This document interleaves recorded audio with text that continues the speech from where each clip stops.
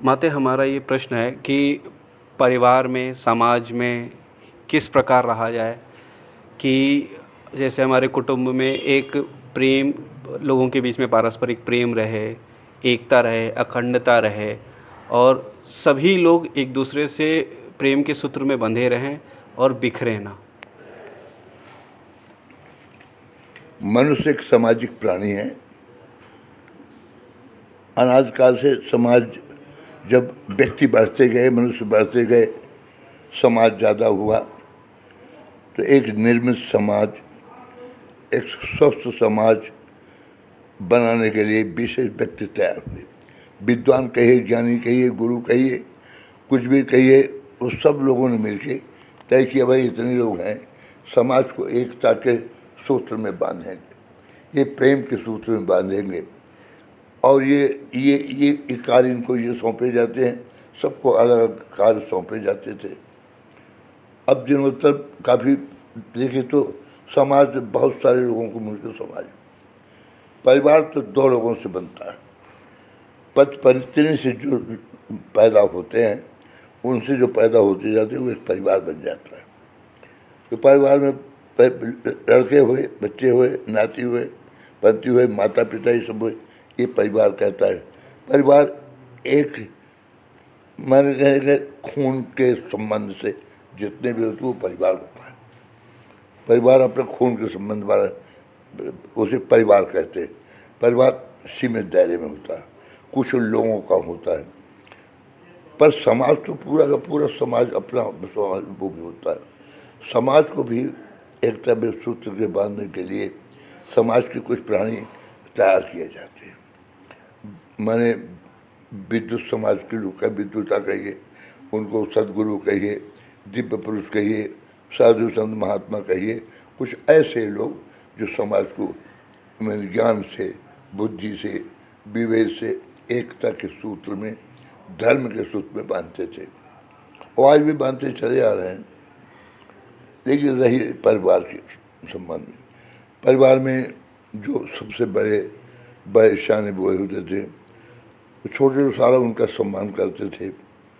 वो आज भी है ऐसा, और बड़ों को रही छोटों को प्रेम, ममता, स्नेह की सूत्र में सबको बांध के चलना। स्वस्थ समाज वो है जो स्वयं पहले जो बड़ा सबसे सबको अपने हृदय से लगा करके, सबको ममता प्रेम दे करके अपने पूरे परिवार को चले, तो वो एक तो स्वस्थ समाज बनता है।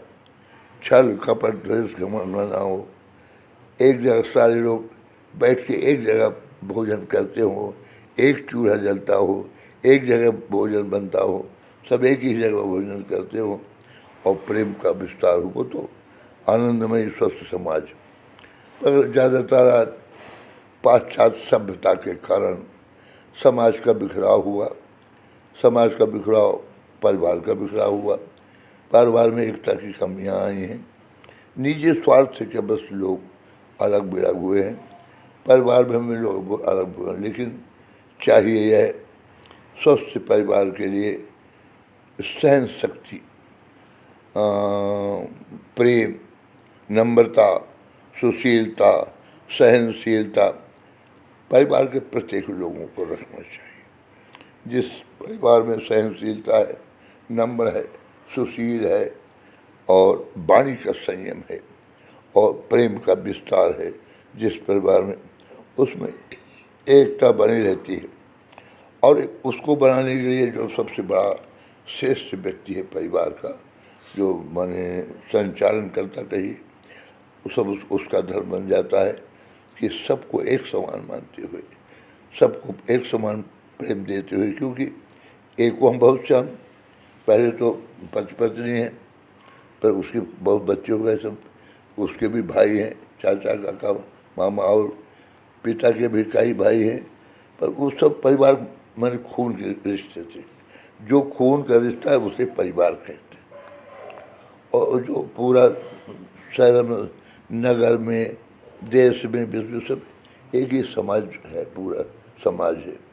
मगर व्यक्ति आबादी अपने परिवार के संबंध में, परिवार को सुदृढ़ बनाने के लिए पहले व्यक्ति को सुदृढ़ होना चाहिए। परिवार को अच्छा बनाने के लिए जो मुखिया है स्वयं अच्छा होना चाहिए। उसके विचार, उसके कर्म, उसके धर्म, जो संचालक है, जो परिवार को चलाना चाहता है, उसको स्वयं निर्मल होना चाहिए, प्रेममय होना चाहिए। और जब उसमें नम्रता है, सुशीलता है, सहनशीलता है, सबको मनाने की क्षमता है और सबको एक कर लेने की, तो ऐसा परिवार सुखी परिवार होता है। ऐसा नहीं कल ही था, आज भी ऐसे परिवार हैं, आनंदमय सुखी हैं। और हमने यहाँ तक देखा कि 100 150 आदमी एक ही अंदर जा रहा, बाहर आ रहा।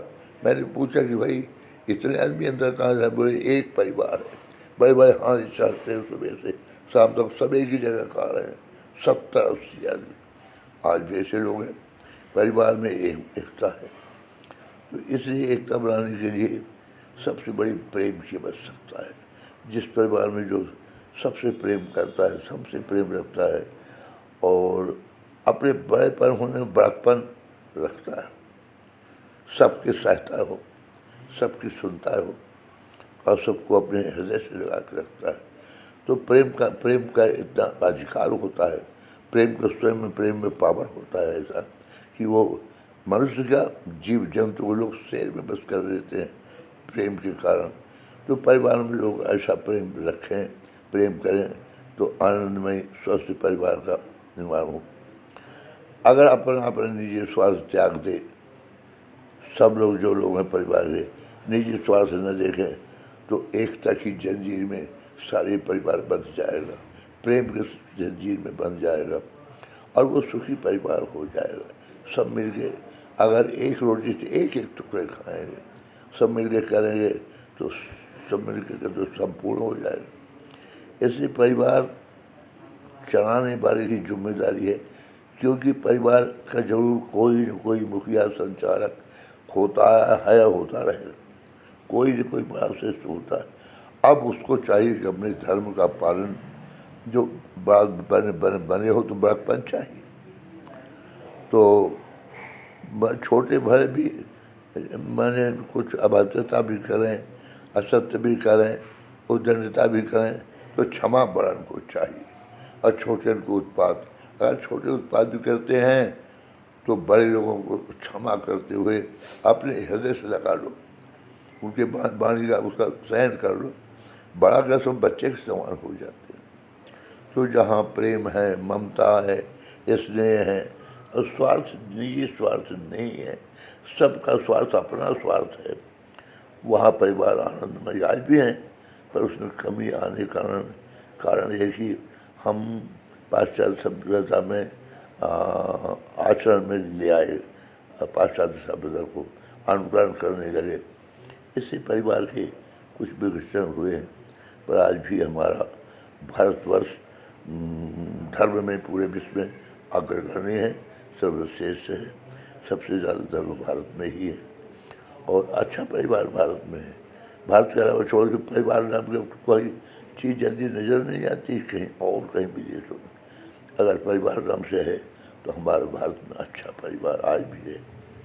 और हम चाहते हैं, ये प्रार्थना निवेदन है कि परिवार के हर लोग अपने परिवार के सारे लोगों को एक बना करके, हृदय से हृदय मिला के, प्रेम दे करके, छोटे से लेकर बड़ों को सबको एक दूसरे को, वो परिवार नहीं, वो घर मंदिर बन जाता है जहाँ सब एकता का, प्रेम का संग्रह होता है। वो परिवार सुसज्जित, आनंदमयी, सुखमयी, शांतमयी परिवार हुआ करता है जहाँ एकता है।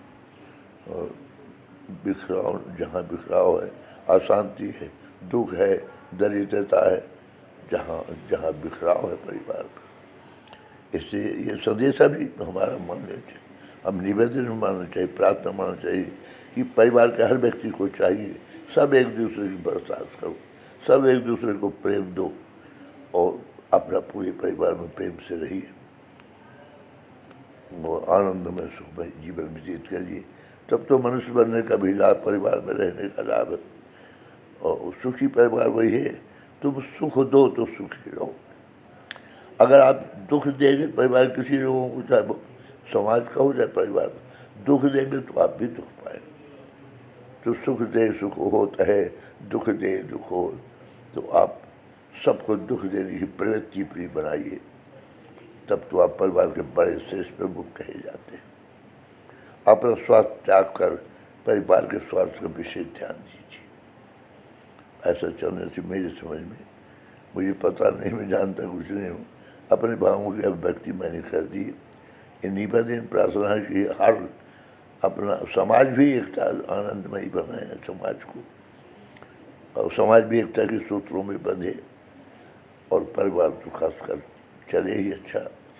तो शांति का जीवन, आनंदमय जीवन, मनुष्य बनने का लाभ तो इसी में। आनंदमय जीवन व्यतीत करना कि धर्म से चलने वाला समाज, धर्म से चलने वाला परिवार सुखी आनंद में रहता है। जो समाज धर्म के विपरीत चलता है, जो परिवार धर्म के विपरीत चलता है, वो विघटन हो जाता है।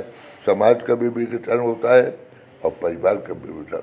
मूल तत्व है धर्म। धर्म से चलने वाला कोई परिवार वो सुखी परिवार होगा सुनिश्चित, क्योंकि धर्म उसका अवलंबन है। उसने अवलंबन धर्म का ले रखा है। सारा परिवार धर्म के अवलंबन में चल रहा है, पूरा परिवार सुखी है। अन्य कितने पर धर्म के अवलंबन, धर्म से चल ही रहे, धार्मिक परिवार ही है वो। और अधिकतर जो अधर्म में, असत्कर्म में, माया में तले जो ऐसा परिवार है, दुखी परिवार है, नाना प्रकार की समस्याओं का परिवार है, रोती जिंदगी है, परेशान है। तो अगर धर्म से चलाया हुआ, सत्य से चला हुआ परिवार दुखी नहीं रहता, आनंद में शांति से पूरा जीवन व्यतीत करता है। पर धर्म से चला परिवार को चले और चलाए। तो सत्य में हो जाते, धर्म में हो जाते।